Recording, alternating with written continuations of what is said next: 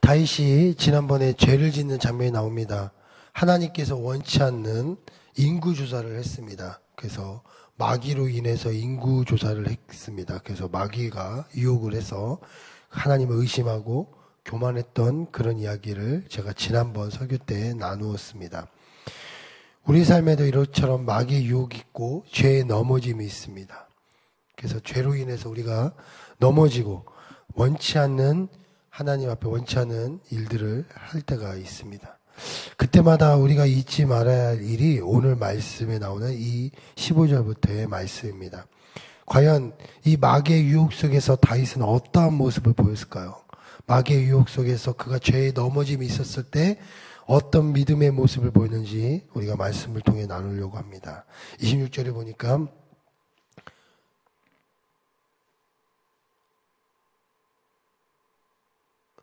예, 26절에 보니까 다윗이 장로들과 더불어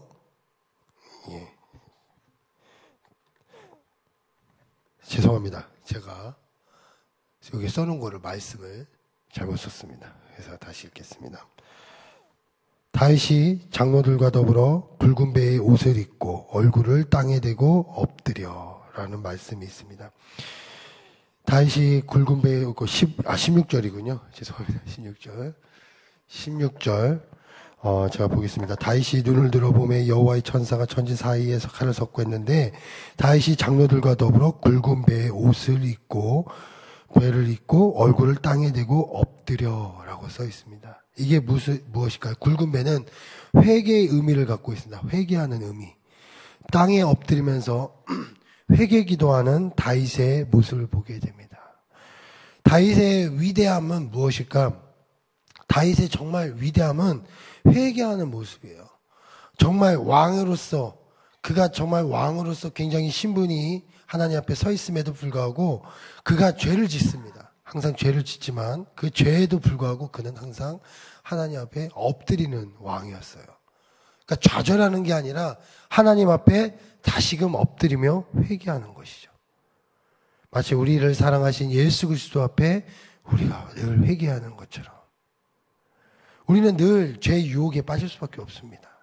왜냐하면 마귀가 유혹을 하니까요. 세상이 우리에게 있으니까 우리는 죄에 노출되어 있기 때문에 태어날 때부터 우리는 죄를 갖고 있기 때문에 이 죄로 인해서 우리는 결국 죄를 질 수밖에 없어요.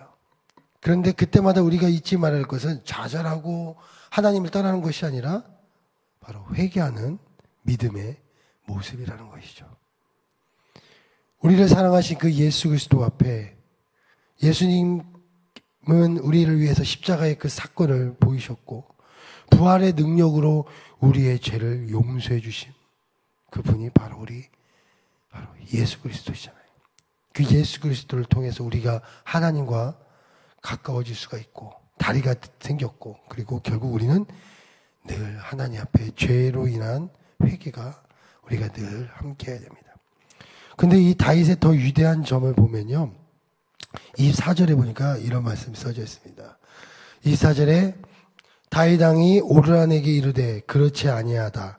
내가 반드시 상당한 값으로 사리라. 내가 여호와께 드리려고 내 물건을 빼앗지 아니하겠고 값없이는 번제를 드리지도 아니하리라. 말씀이 나와요.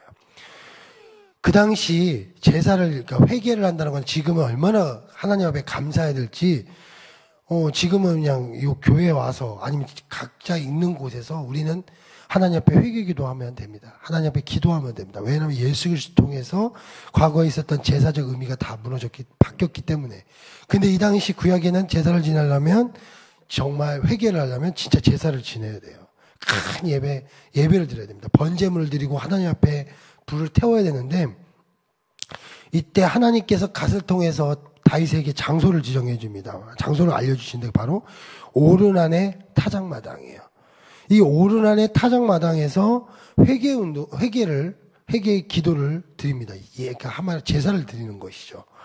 그 당시 이제 이 오르난의 타작마당이 과거 이삭을 바쳤던 이 모리아산이라고 합니다.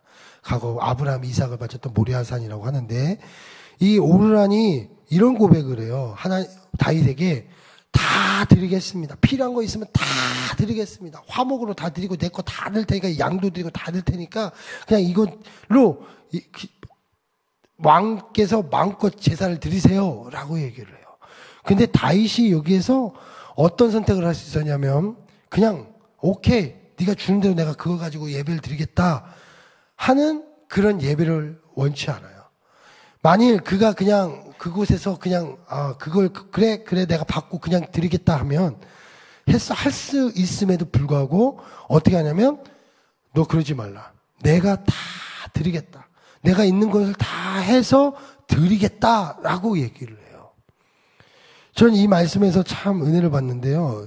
이때 드린 재산이 얼마였냐면 금 600세겔이라고 그래요. 금 600세겔은 금 600세겔이 은 14세겔, 그러니까 은 14세겔은 노동자 사회품산. 그러니까 총 합치니까 노동자 한 명이 벌 수 있는 약 92년 동안 벌 수 있는 돈이라는 거예요. 한 푼을 쓰자고. 노동자 한 명이.